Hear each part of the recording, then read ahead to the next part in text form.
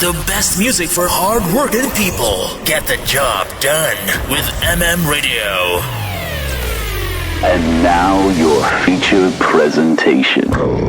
Hey there, rockers! Welcome to Bands, the Good, Bad, and the Ugly with Dr. Dog. On the show where we get real about the ups and downs of band life. Your host, Dr. Dog, is locked and loaded. So let's do this.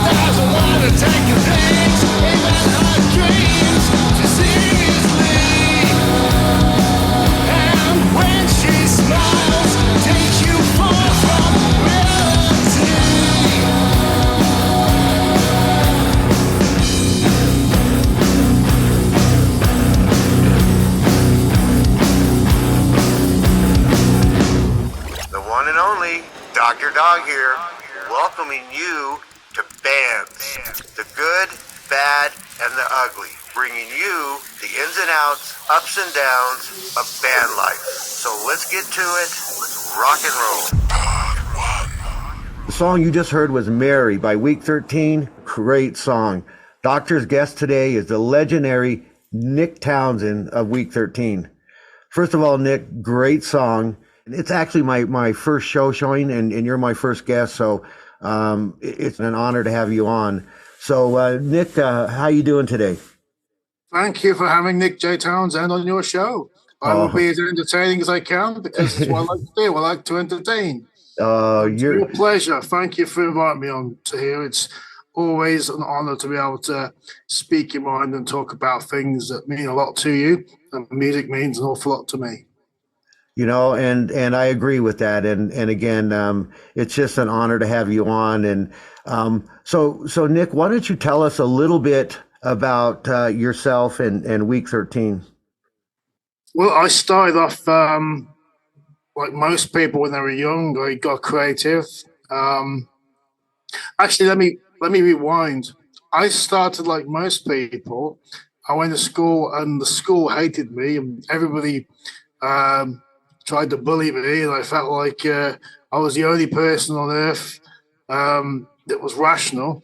And then you kind of grow up and you realize you need to toughen up, and then you get creative and you let yourself go, and you start writing songs, and when you start doing things, and then you become the person you are now. So pretty much like everybody else, I guess, because I think everyone feels they got bullied. Everyone's heard the stories of the past and that.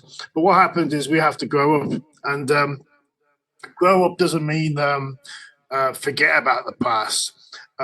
Growing up means learning from it. So I've learned what my strengths are, I know what my weaknesses are, and I'm very aware of what I'm doing and what I want to do. So Weak13 is the music outlet I've chosen. It's no particular one genre. I like all sorts of music, but I interlace it with metal. I like rock music. I like punk. I like all forms of genres. I don't think there's a genre I hate. I don't like the name mathcore because I think it's dumb. And I think there's some genres which are just probably, I probably got like there's 5 bands in the world in my genre. So that would be a waste of people's time if you had a music shop and you had all these different genres. What's this tiny section here? Oh, it's mathcore. I hope I've really insulted some mathcore fans out there because you're asking for it, really. I'm sure I'd be more interested in knowing what the band name is than the genre, because lots of people kind of go, "Oh, we're mathcore." I'm supposed to. What does that mean? Do you write good songs? That's all I give a shit about. And that's what Weak13 is to me. It's a band that writes good songs. So if somebody said that Weak13 was a mathcore band, I'd say, number one, fuck off. Number two, we're just a band that writes what we believe are very good songs. And I think most bands should be doing that anyway. Well, no, and I agree, dude. I mean, everything you've said is 100% hitting the nail on the head, and um, you're following your dreams, you're following your instinct, you're following your heart, you're putting it into your music, and you can't ask for more than that. So, and again, you make phenomenal music, Nick. I mean, there's no denying that. It's just phenomenal music. So. Very kind, but you have not heard the most phenomenal stuff yet, because there's always something better to come. Always. Well, there is always, and what you said about the end result is all that matters, and that's 100% true. I mean, the end result. There's no finishing line. Like how if you look at the media we have, and there's always the pop industry. You're always going to have the pop industry. Pop is popular music. Well, the popular music seen by the public, their entry level, their gateway into it are normally competitive game shows, and it's all about who's the best and win the competition, get the prize. You know what? The prize is the act of doing it anyway. You should be privileged to be able to be one of the few people on earth being able to make music. That is the real gift. And for people to kind of go, well, what if we won £1 million? Yeah, what if we won the Battle of the Bands? What is that? The Battle of the Bands. Yeah, to me, a Battle of the Bands should be, I don't know, about 30 bands on a small island, or with Kalashnikov's machine guns, just shooting the shit out of each other. There's a huge pile of bodies. At the end of, but once they've worked out who's won the Battle of the Bands, we can all have a happy party with balloons and celebrate all the death. I mean, what is the point? It's like it should be a case of you're doing something you enjoy. That's the reward. And if people want a reward that isn't that, if it's not the music, then there's something wrong. To me, the reward is writing that song and then another song. There is no finishing line. I've always got things I want to say, things I haven't said yet. That's future gifts. Might be. No, that's all right. It's pretty much my take on that. We're going to go into this next song, which is Week 13's latest single out, titled Go Away.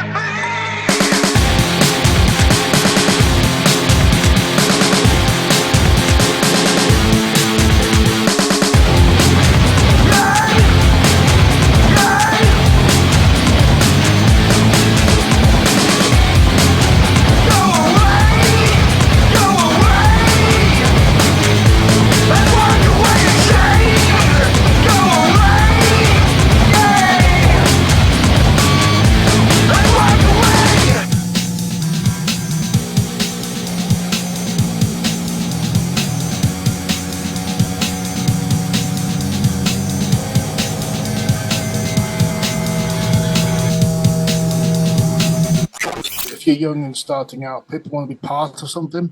So I think an obvious thing to notice is that if you want to be part of something, be part of a group, it's like joining a gang.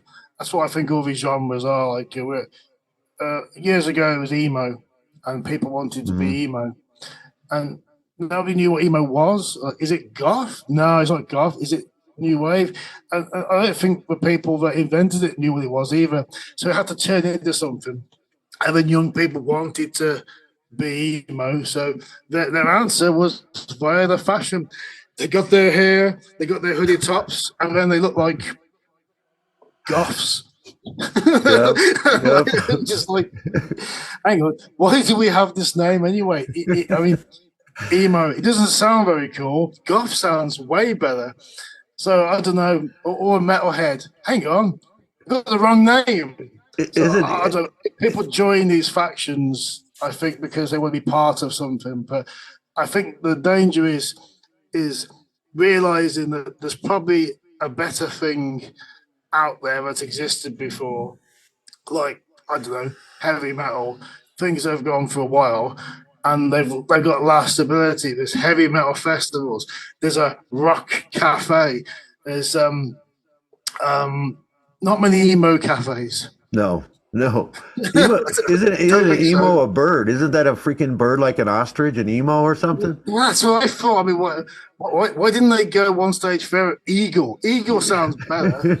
Yeah, that's like a big national bird. I think if you want to call yourself an eagle, not an emu. Yeah. But hey, I'm not part of the naming committee, so as long as they're making music, that's all I care about. No, you're right, and people, especially the younger generation, they're grabbing something to hook onto and to be part of, and I don't really think they know what the hell they want, and I don't think people, especially in the U.S., know what the hell they want to listen to. It's a cluster over here as far as the music goes, so it's refreshing to hear your music, and being able to listen to some really good stuff that's being put out. Versus some of this mainstream stuff, and that's the thing is I'm really happy for you because you have signed on with the label, and so you're kind of out of the indie artist aspect of it and into the mainstream. Yes. Well, yes and no. I still class myself as independent, but here's the best thing: if you're doing real crazy shit, and a record label contacts you and says, "We like what you're doing." Oh, okay. Well, I've got more crazy shit I want to do. So this is something I've just made up off the top of my head. But let's say I wrote a song about I don't know, a bukkake death, right? Some record label is gonna stand up for me and say, "Yes, this is our artist. We represent him, and yes, his new single is about bukkake death, and." We're proud. We're very proud. We stand by him all the way. So, I mean, okay, that's not something I've written. But the thing is, you've got representation. You've got people around you now. But I just had an email from someone. I literally just found out that my next single will be coming out in November. I was going to go for October, but they turned me around the idea, and I thought, that makes a lot of sense. And the thing is, you've got different people now. It's almost like having extra members in your band that don't play instruments that are more interested in your sort of success. And if they weren't interested in that, I mean, why is success? I think that's another subject. Success is just being around to do music, but you want to have as many people listening to you as possible to spread a message. So when you've got people with similar interests as your own, my own is writing the songs and recording them and letting people hear them. Their interests, okay, they've got a label, they got to make money. Some people have got those kind of interests. But if they're making money means me getting the message out there more, well, that's what it is. So I'm glad they give me some good advice. If they said some advice that I didn't like, I would probably tell them I wouldn't like that. And then we have a conversation about it. Not an argument. We discuss things. I think there's not as much discussion these days with a lot of people. And there's a lot of hot-headed attitudes. And I think sometimes you've just got to learn to talk to people. I mean, don't what's the word? There's no point being naive there, but just want you to fail. But there's other people that have your interests, and you need to be aware of that there are good people out there.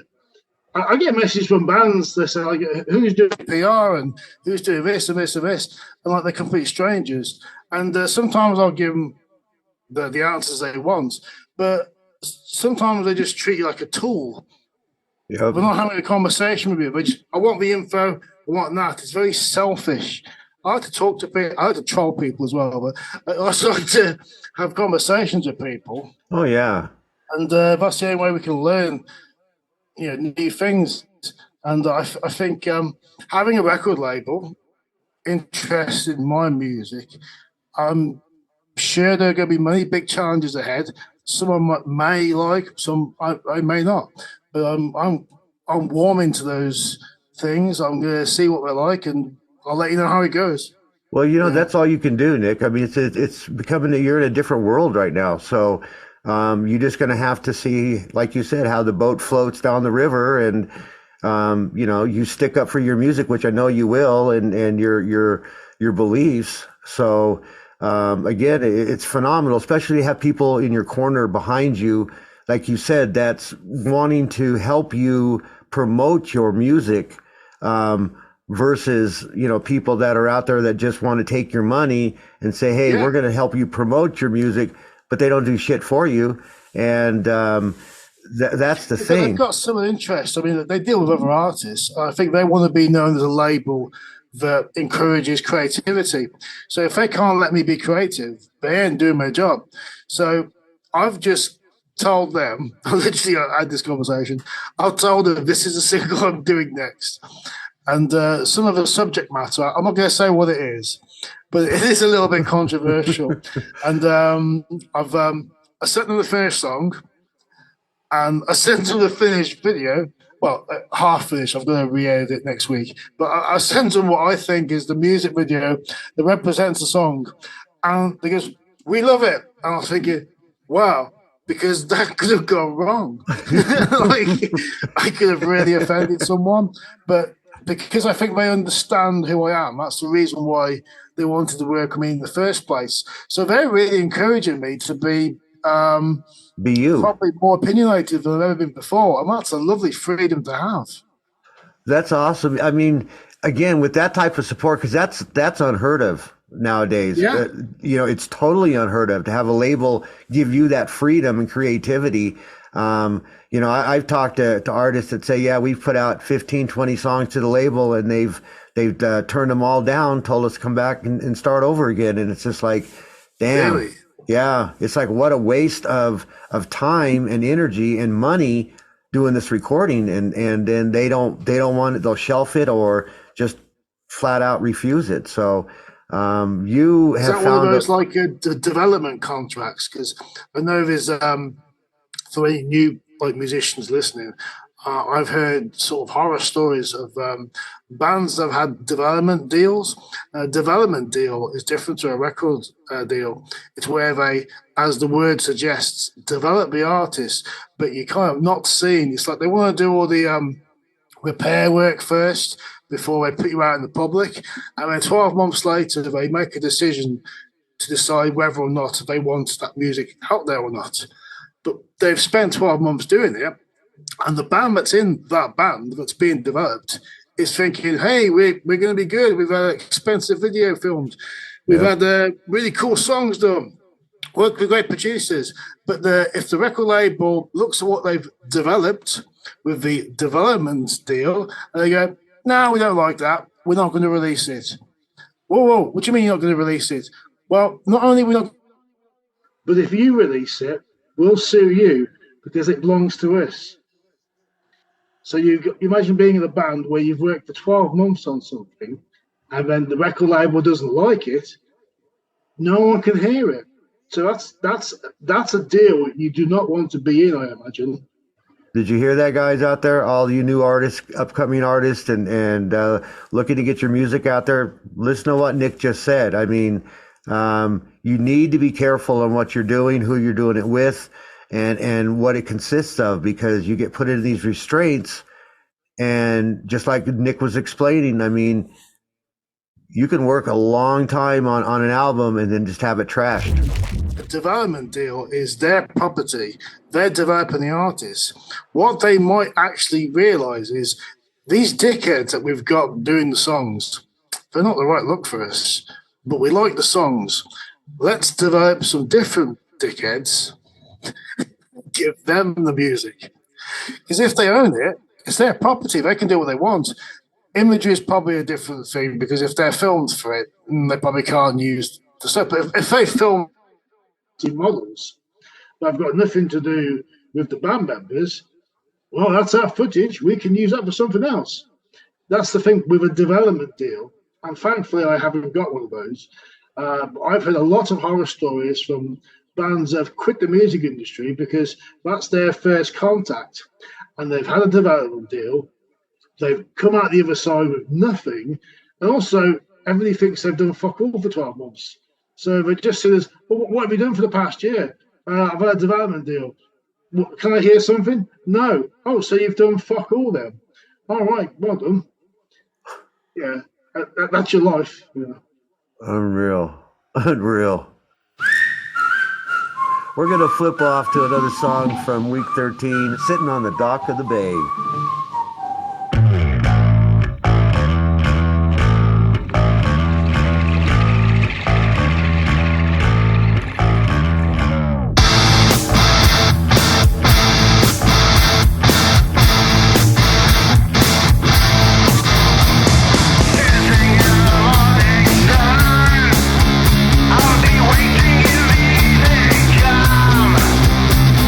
Watching the ships roll in.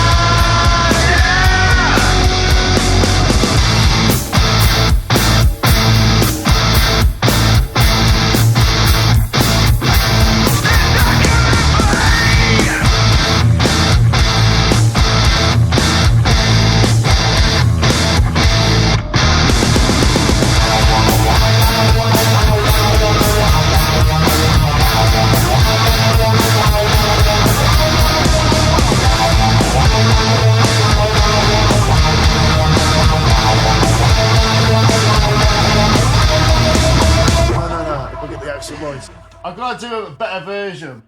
Boy!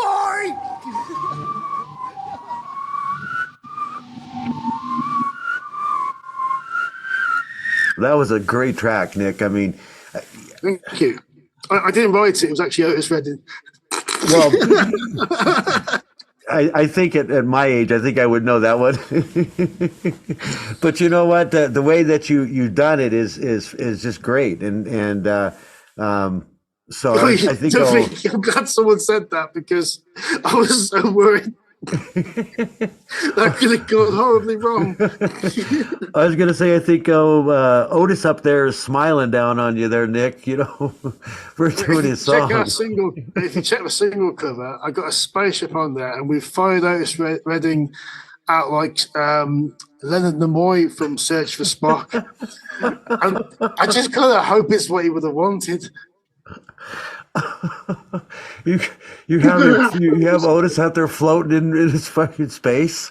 Yeah, just been fired out of the spaceship. Yeah, with respect, I put Otis on there. People know who it is. He's just there. It's a photo capsule. I mean, I don't know whether it's what he would have wanted, but I hope he likes it. Yeah, I don't think he'd expect it, that's for sure. No, but you know what? I think he's, like I said, I think he's sitting up there with a big smile. So, because that was a great recover of that song. So, I grew up loving that tune, and to me, it was always a rock song. Yeah.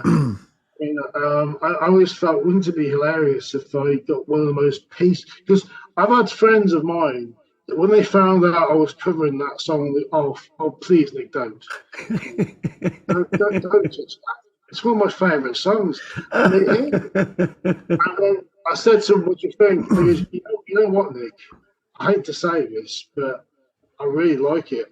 Yeah. And I found some of the biggest fans of that song like our cover version, and that was a surprise for me, because I thought they're the ones that are going to hate it the most. But they said you've actually captured that song in a different way that makes sense now, and it is saluting the original. We've just kind of remixed it, I guess. I've got the whistling at the start, at the end of the song. I mean, there's something that's terrible. I took out the bridge section, the vocals, and some people say, "Oh, that's the best part of the song." It's like, I ain't singing that. I'm just gonna have a guitar solo. I thought that's gonna so annoy someone, but I didn't. I did it out of a place of love, because I love the tune, and I did it with feeling. I'll tell you why I did it with feeling. I'm going to say this. I've never said this anywhere before. I first wrote a cover version of that song sometime after I'd listened to the tune. I didn't check the tuning. I didn't check what key it was in. And then I didn't listen to the original for something like 10 years. And the time I listened to the original again was after we'd recorded this. Really? So we recorded the song first. And then I thought, you know what? It's been about a decade since I've heard it. I better just check it somewhere near. And like, oh, wow. So it was all in my head. And I kind of figured this is how it needs to go. And I think that's the mark of the original being so good, because I never forgot how beautiful the original was. I've got to ask you, Nick, how did you come up with your look when you're doing your videos and stuff? What inspired that? All the videos or the last one? Well, a lot of the videos, and your. I mean, I love your look. I love your style.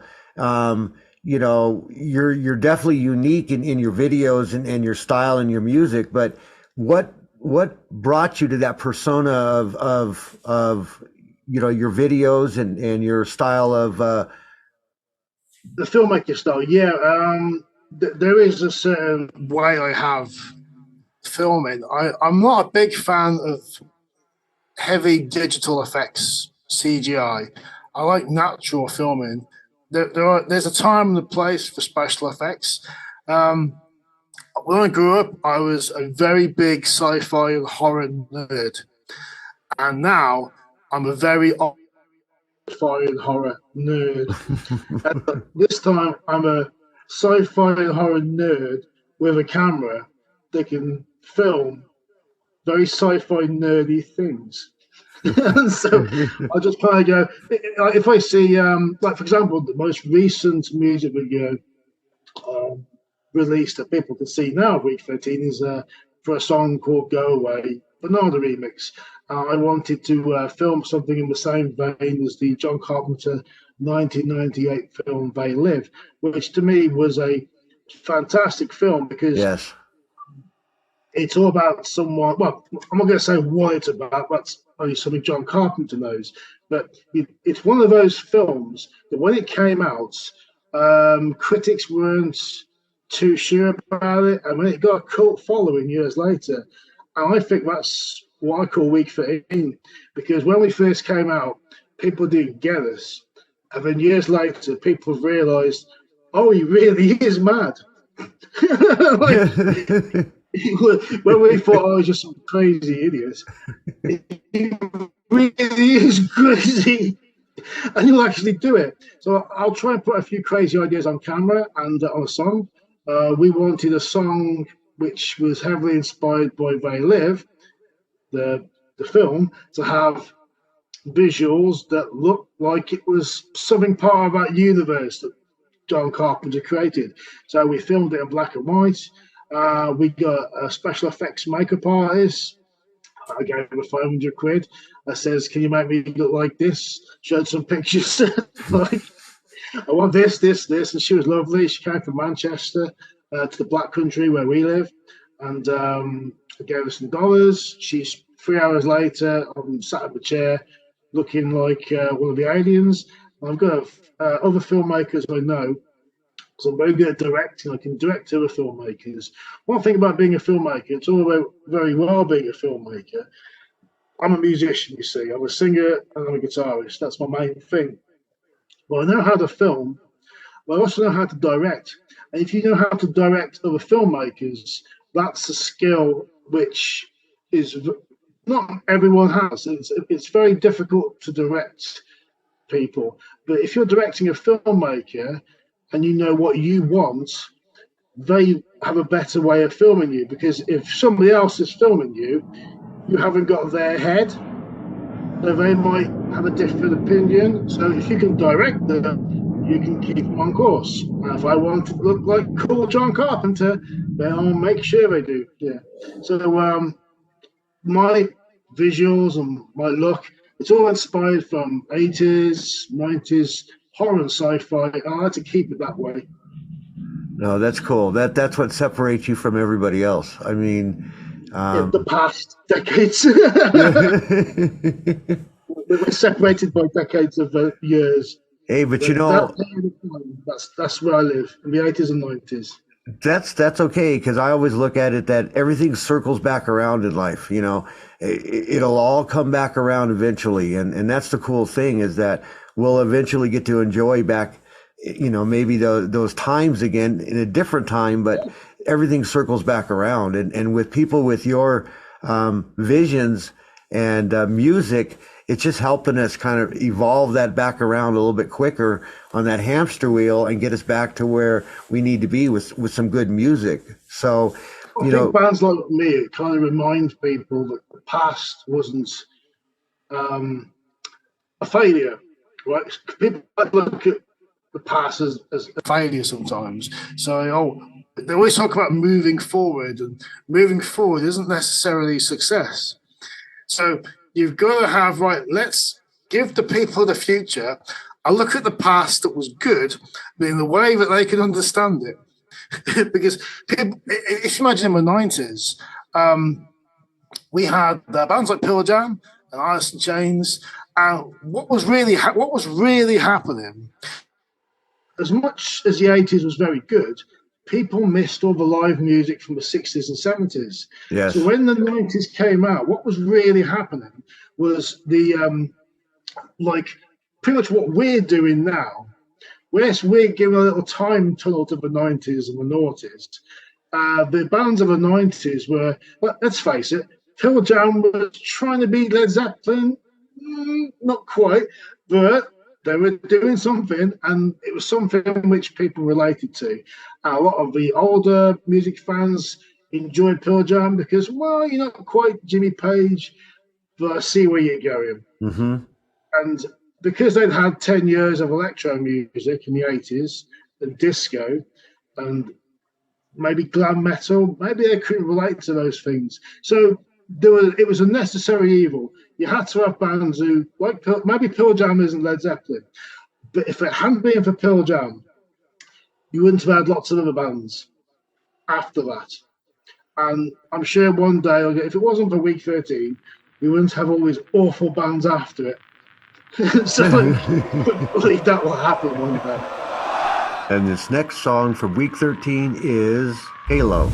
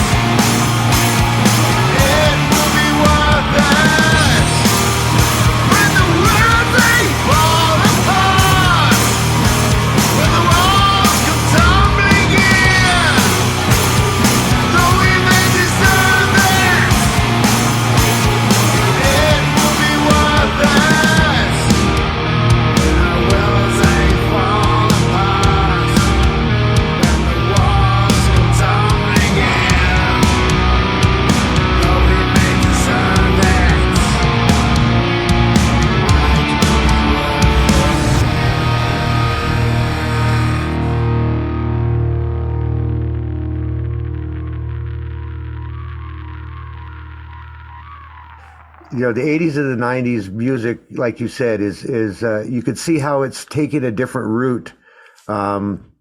And I like the old stuff. I mean, I really like the old music, and it really, it had the lyrics, it had the melody, it had everything it needed to consist to make a great song. And I think too many artists, too many bands want to, like you said, they want to try to be somebody else. A bit too much sometimes. Yeah, I mean, I love Greta Van Fleet. I mean, I think the voice is just phenomenal. But they're always compared to like Zeppelin and other bands. I mean, can he pull it off? Yeah, they can. But I would rather be compared to myself than somebody else. I mean, it would be like, oh man, that's like an honor to be compared to Zeppelin. But I'm not Zeppelin. I'm me. Just like you said. I mean, you want to be you and compared to you, not somebody else, and say, well, you're just a copy. You're a clone. You're a cover of Metallica or somebody else or Pantera. Yeah, you just copied them and did your own stuff. No, I mean, you're totally unique. So how do you do have a lot of similar traits to other bands, but we've tried to make sure that we're not identical. I think with some bands that you've quite rightly mentioned, like Metallica and Pantera, where bands love those bands so much that they end up copying lyrics and riffs and the sound, and even buying the same. I mean, I can imagine one band I saw who sounded so much like Pantera. I don't know why the singer just didn't buy one of those fake slaphead hats and just, I don't know, took his top off and just scrawled the word tattoo on his chest. I mean, like, how much do you want to love that band? Yeah. It's good to have kind of influences, but I think what's more respectful is if you could do something that band didn't do. But maybe in the same vein as that band, but don't say, well, write a song that sounds exactly like Enter Sandman. Why don't you do something Metallica didn't do if you're going to have that sound? Right. You know what I mean? Why steal the music as well as the sound? Right. Well, the influence is there. You can have all the influences you want, but don't copy them to a point of, like you said, plagiarism. Yeah. And it's just like, no, take that influence and use it in your own music, in your own writing and in your own style. But every musician has an influence of one band or another artist or multiple ones. And so influence is what makes an artist creative. I mean, if you didn't have influences and people before you, what moved you to create music? I mean, there was music that moved you to create music, and exactly. And you can't just steal the riffs and put them your own. No, it's like you've got to use what they've taught you, the feelings they taught, the feelings you had from listening to songs. When I was growing up, there's bands like Adam and the Ants, Elton John. Eric Clapton, Jimi Hendrix. I wasn't so much in the band like The Who and the Rolling Stones or Led Zeppelin. The age when I first got into music, I was heavily inspired by television. And most of the bands that were on television in the 80s were normally kind of like your Dire Straits or your big MTV type style bands. And at that time, bands like the Rolling Stone, The Who, and there's something else I mentioned there. But the bigger bands, say from the 70s, hadn't quite achieved the 80s thing yet. You had David Bowie doing a song with Mick Jagger, almost like they got together and go, "Look, Jagger, we got to sort this MTV shit out." Now, I know no one knows who the fuck that we are, but it was so weird. People will start asking questions. And then, like 10 years later, you say, "Whoa, the Rolling Stones are back again." Yeah, but they have to do something because that's something about music. You have to adapt. And you imagine you got David Bowie, and you got Mick Jagger, who were very big in the 70s. I mean, I'd be surprised if somebody didn't think that, but it seems very obvious they had some kind of big cultural impact. Then along comes the 80s, everything's changed. You've got disco, you've got the fashions change, everything seems different, almost alien to them. Bear in mind, you know, David Bowie thinking, well, I know, I should just paint a line down my face. No, we can't do that. We need something different. What about this sports jacket? Yeah, that'll do. Get the sports jacket. Now, you got any friends? Well, there's my mate Mick. That'll do. Mick. Yes, put that in the box. Yeah. No, don't bring the rest of the band because they're pirates. Just bring yourself and your lips. Bring your lips. You need them. So they got together, and then the 80s. Well, wow, this is amazing. What is this? And I bet you there were people when they first heard that song, danced in the street. They go, "Oh wow, dancing? That's the song that's first with the Rolling Stones." Yeah, shut up. Don't tell anyone. But at the same time, tell everyone. They did what I call that one of the earliest TikTok videos ever made. Two big artists together, which is the same as what you call modern day TikTok pairing. And that's what they had to do. They had to adapt. I don't care how rock and roll the Rolling Stones were or David Bowie. They had to, I'm not saying sell their soul, they had to work out how the fuck are we going to. You've got lines down your faces, you've got your big, I don't know, sort of hangover of a guitar. It's not a good image for us right now. We've got sort of this electro 80s mess, and they came up with that. Yeah. Holy shit, Nick, you're making my fucking face hurt, man. You're making me laugh so much. But you know what you're saying is all true, though. I mean, in some ways, some people say they sold out, like when disco. I mean, they went away from who they actually were, but they, like you said, they had to adapt to keep, you know, in the mainstream, to keep selling albums. And so some people look at it as a sellout. Some people look at it as a survival instinct. But whatever it was, well, for them, it was probably like the new heroin. How do we get an 80s video? Oh, we've got a big 80s, David. We've got a big 80s. No more painting our faces. We've got to be, I don't know, like we've just walked out of an 80s gym. You know. Start dancing, David. I don't care if you can't dance. No one cares. Oh my gosh. Oh shit. Week 13, I'm more metal than you. I'm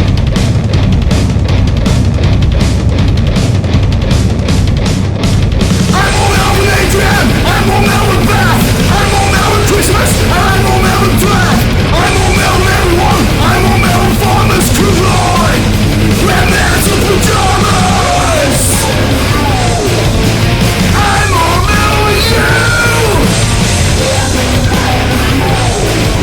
I'm more metal than you.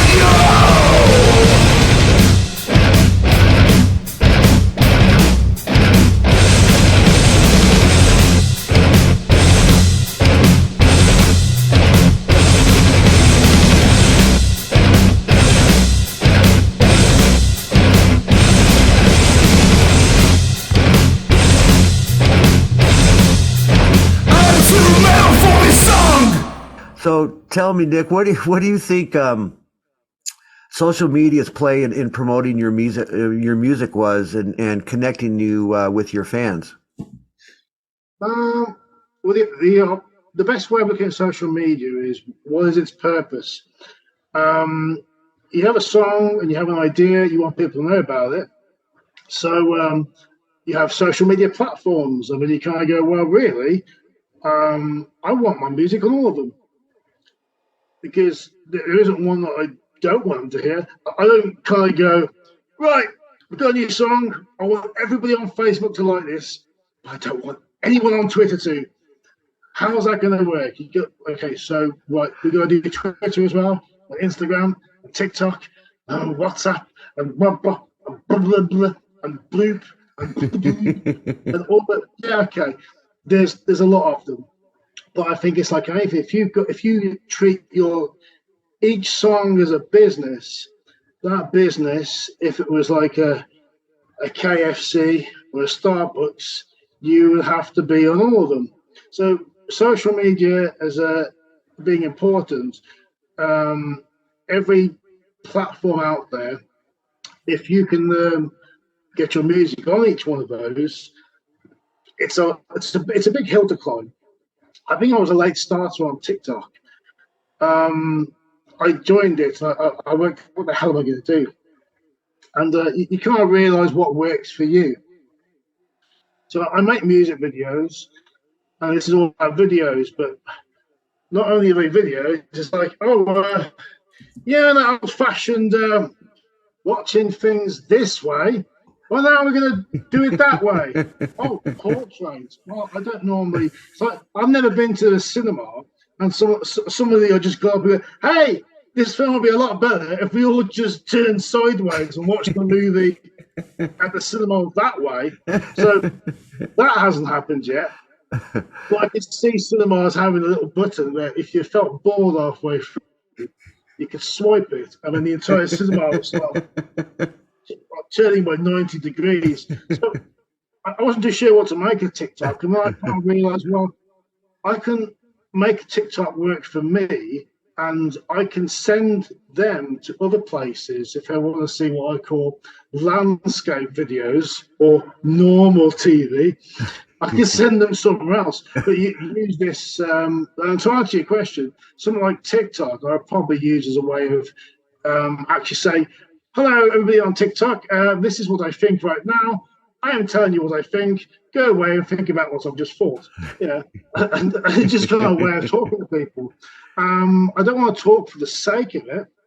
I'd rather have something interesting to say or something relevant about the music. So you won't find me on social media saying, hey, everybody, I hear that if you drink 40 cans of this drink, you'll piss a lot. Yeah.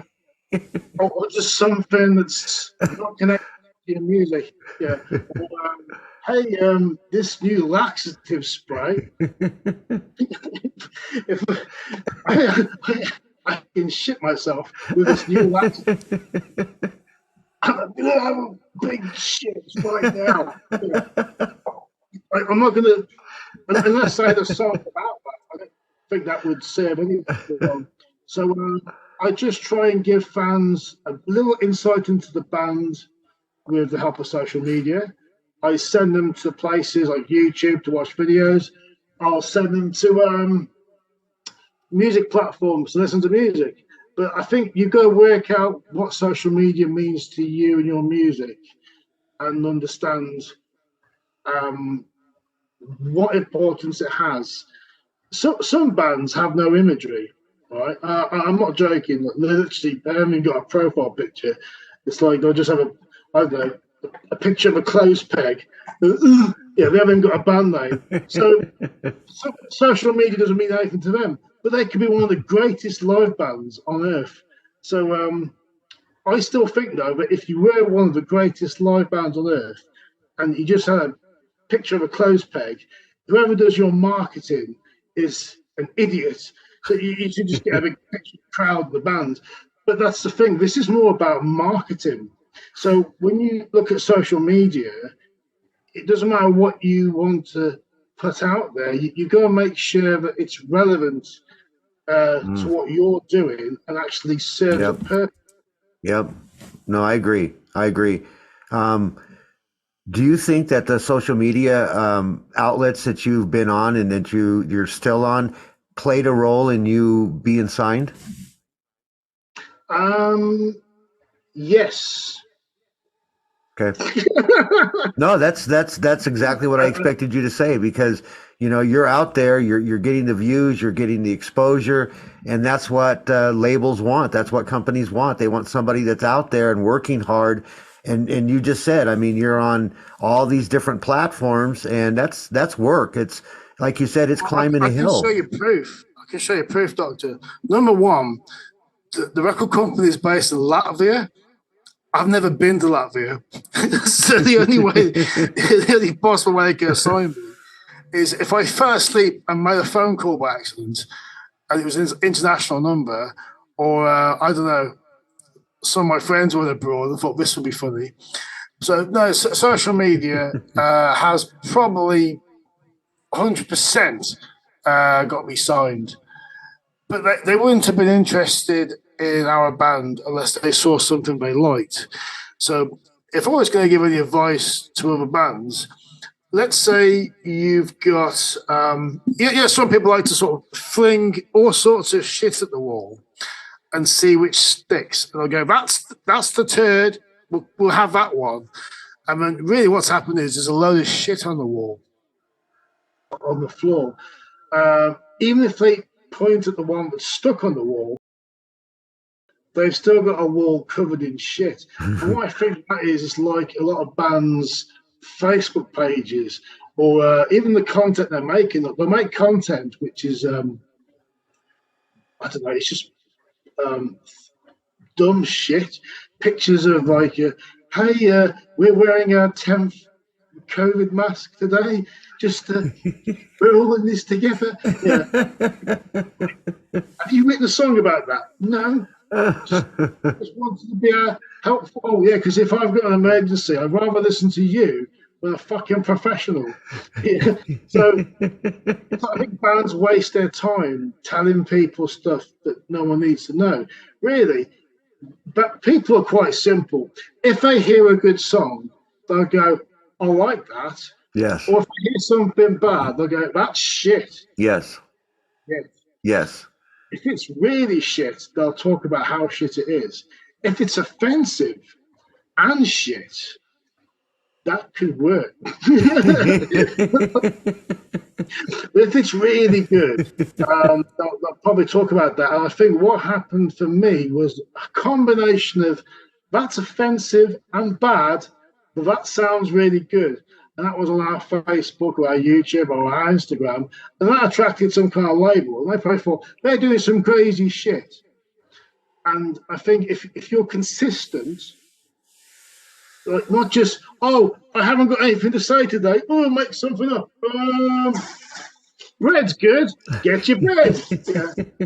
I don't want an advert. You're not a television anchor. You act like a rock band. Tell me rock stuff. Yeah, but I think you got to know your place, and people don't like hearing that. But if I go and check out a musician's page, I don't want to be told about a balanced diet, or how many eggs I need to eat, or how many tissues I can stick up my arse before I'm constipated. Unless that's a really good album title. So I think, yeah, social media works. Social media worked for us. And they saw something they liked. It's hard to see something that you like if you've got a wall of shit to sort of look through. Oh, so, no, I agree. Impressions. Well, like you said, they approached you. So there was definitely something that they liked. This is the next song from Weak13 and Nick Townsend, Jokes.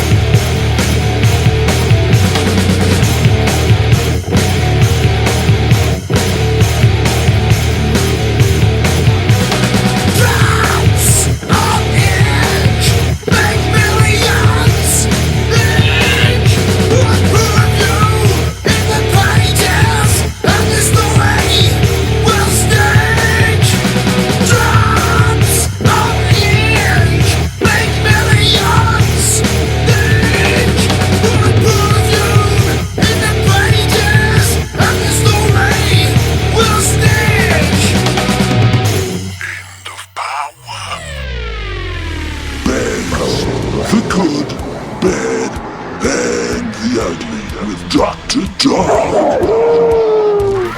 On MMIMM, the show where we get real about the ups and downs of band life. To infinity and tastiness with MM Radio.